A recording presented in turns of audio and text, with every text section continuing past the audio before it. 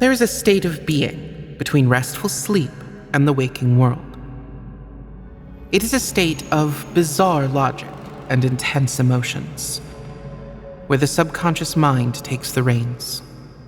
It is the middle ground between life and death, between hope and fear, and it lies deep within the minds of all sapient creatures. This is the place where we unleash all of our nightmares. It is a zone we call the midnight space. It is common to fear change, to find yourself on the precipice of both ruin and glory.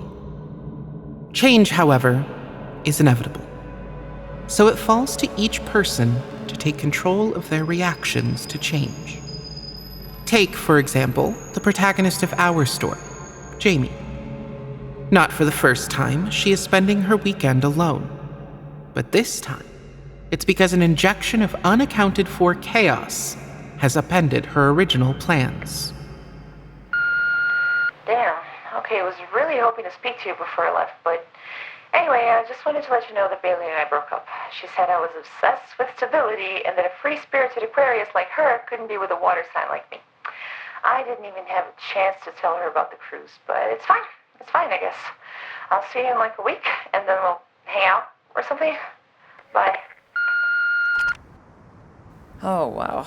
Definitely gonna be in this line for a while. I know. It's ridiculous, isn't it? I'm Cal, by the way. What's your name? Oh, it's Jamie. Sorry you surprised me. I wasn't expecting anyone to talk to me. What? Why?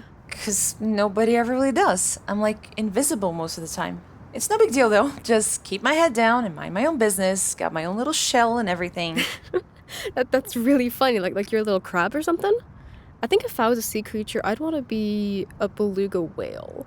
Because they seem so friendly and they don't let fame get to their heads like dolphins do. From here, the two continue to talk as they board the boat and are taken to their cabins. That is to say, Cal continues to talk, while Jamie listens.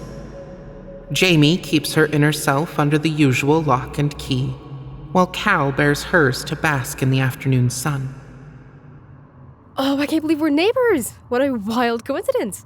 Do you want to, walk to dinner in a couple hours? Sure, I guess. I'm gonna go get stuff put away and make sure the room's clean until then. Okay, just come knock on my door if you want to hang out before dinner, or I'll come knock on yours when it's time to head down. See you later! Thanks, I'll keep that in mind. See you later.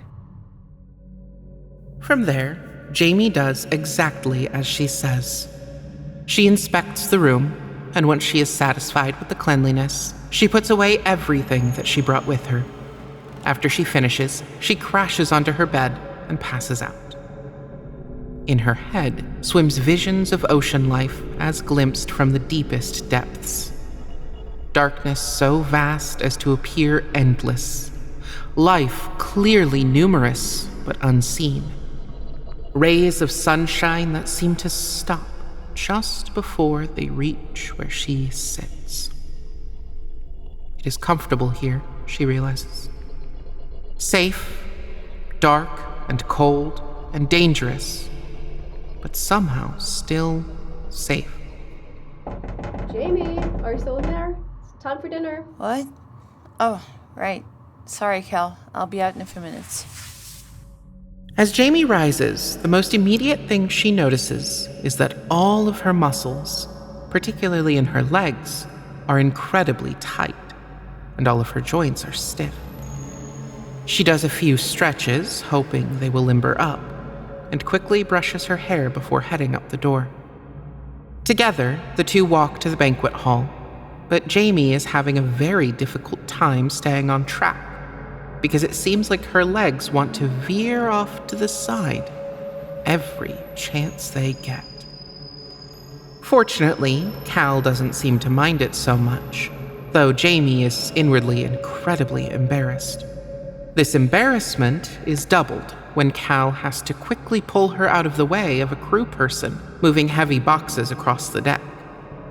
Jamie and Cal are both surprised when Jamie winces at Cal's hand on her back. No, seriously, it's okay. I just have a sunburn or something. I don't know, it's just painful and sensitive. You sure you'll be alright? Oh, do you want some, aloe gel or something? I think I have some in my cabin. Because it's so wild. I always burn and, like, never tan. I'll be fine, I swear. You don't have to take care of me. It's really no big deal. Do you remember which table we're at? It looks like the banquet hall is just ahead. Let's see here. Table 7. Oh, it's over there.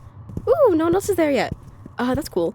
For a while, at least, we'll have the whole thing to ourselves. That's a relief. I don't know how many more new things I can deal with today. Oh, I'm sorry you're feeling so overwhelmed. I'll try to draw attention if anyone approaches, okay? I love meeting new people. Wait, really? Well, looks like you'll have your chance. The captain's approaching from starboard side, or whatever. Oh, hi there, Miss Captain. I'm Cal, and this is Jamie. May we call you Captain? Please do. Only my mama gets to use my first name and she's not on board. This time. Frog. The captain sits at the table with Jamie and Cal for a few minutes, and spends most of it desperately trying to include Jamie, while being distracted by Cal every single time. She's witty and personable, but it's also clear that she's very used to socializing while working, as evidenced by her eyes frequently checking in with the various staff members and crew people scattered throughout the hall. After a short while, she leaves and repeats the process at other tables with other groups. Meanwhile, Jamie and Cal try to enjoy their dinner, but whatever is wrong with Jamie's joints seems to be getting worse, as she can't seem to hold her cutlery well, and she seems to be withdrawing from goings-on even more than usual. What's more, the sensitive skin on her back seems to be spreading, and the pain is turning into a powerful itch that she's having a very difficult time ignoring. Eventually, she gives up, resolving to lay back down in her cabin until she feels better. As she's leaving, she slams into the dessert table hip first, while unconsciously scuttling through the room. In a bid to catch herself, her hands grasp the tablecloth in a pincer-like grip and pull the entire spread off the table as she goes down. This just so happens to include a chocolate fountain, which sends spouts of chocolate in all directions and results in a gurgling puddle on the ground next to her. Aghast, she leaps to her feet and flees from the room as quickly as she can, slamming her cabin door behind her when she finally reaches that safety. She realizes when she's in her room that her hands are still in a pincer-like grip and have not let go of the tablecloth.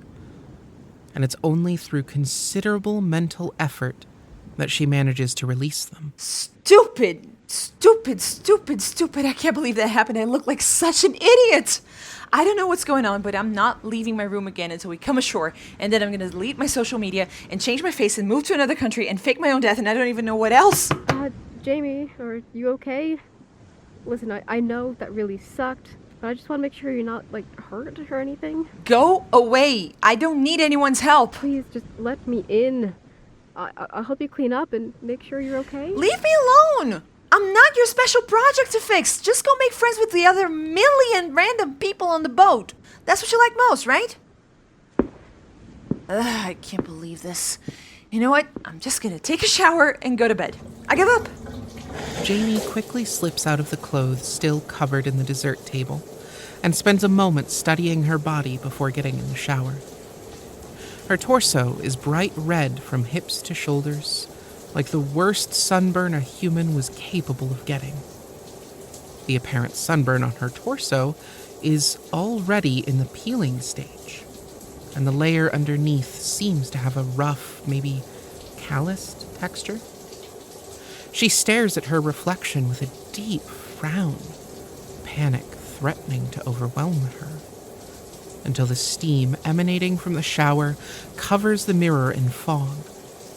Oddly, as soon as her body is under the water, she finds herself relaxing faster than she ever has before. This is, apparently, what she needed, and she stays long past the point that the water goes cold. In fact, she doesn't get out of the shower until she wakes up several hours later in the small hours of the morning. Her condition, whatever it might be, has progressed further overnight. And when she looks at herself in the mirror, she is shocked beyond words. The patches of red skin have turned into a hard, chitinous shell, with small spikes protruding in various places. Meanwhile, her arms and legs are covered in hideous red patches, and she can't seem to separate her fingers at all.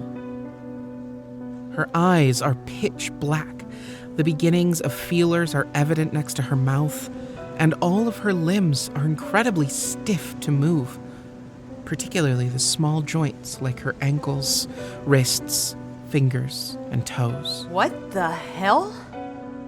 This can't be real. I'm dreaming, right? Can I pinch myself? Or is that a stereotype? I just need to, ow! Okay, so I'm awake, I think. But this is insane! This sort of thing doesn't just happen! Think. Oh, there's an infirmary. I'll see if they can help me. Hopefully there's someone there this time of night, right? Jamie yanks the bedsheet off her bed and wraps it around herself like a toga and leaves.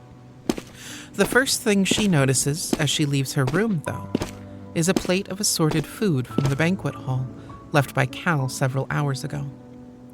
She takes one look at it, and her stomach growls like a malfunctioning chainsaw. With very little thought, she momentarily abandons her plan and sits down on the deck and devours the fish and shrimp with her bare hands, though everything else on the plate seems heinous and distasteful to her in a way she can't quite articulate. Strangely, she seems unbothered by the incredible mess that she's made of herself while inhaling that cold, stale dinner. And she begins heading to the infirmary again. Unfortunately, the first person she runs into is the captain. Hello? Who goes there? Oh, it's you. The young lady who fled from dinner. Are you okay? I keep telling them not to use my recipes, but they won't listen. No.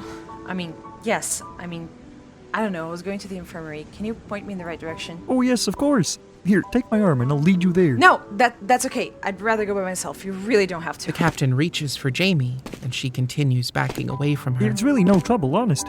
I just want to make sure you're okay before I go on my way. Seriously, just stay back, please. I don't want anyone too close. Eventually, Jamie! She runs out of room, Passenger overboard. tumbles over the rail, Passenger. and crashes into the icy water. As soon as she touches the water, every bit of air in her lungs leaves, and her vision goes dark.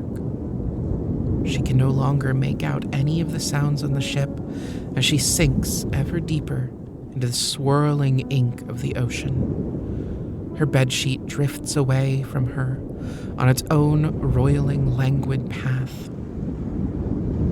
Her consciousness drifts with it. Sometime later, on the sea floor beneath the ship, a lone, ordinary crab looks up at the surface, many hundreds of feet above it. It has just woken up from its own sleep, and vague, unknowable recollections of a life that didn't belong to it are fading. Millions of words and concepts are disappearing from its mind by the thousands, and the large shape that sits on the surface of the water slowly begins drifting away. Whatever the humans were doing in this area is apparently concluded, and now they're leaving. Good.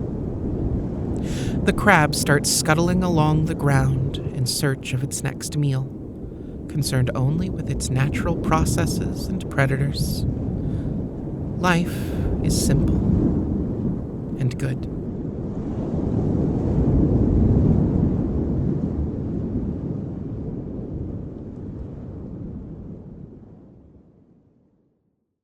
This episode of The Midnight Space, titled Carcinization, was produced by Janet G. and Alyssa Roldan. It was written by Avalon Willowbloom and directed by Janet G. It featured the voices of Avalon Willowbloom as the narrator, Larissa B. as Jamie, Kai Dwyer as Cal, and Janet G. as the captain. It was edited by Jose Machado, and Ted Hevner, with music by Miyu, transcript by Luni Foxo, and cover art by Janet G. Transcripts can be found on our website at nightmaresunleashed.carrd.co. Thanks for listening, and happy April Fool's Day from Nightmares Unleashed.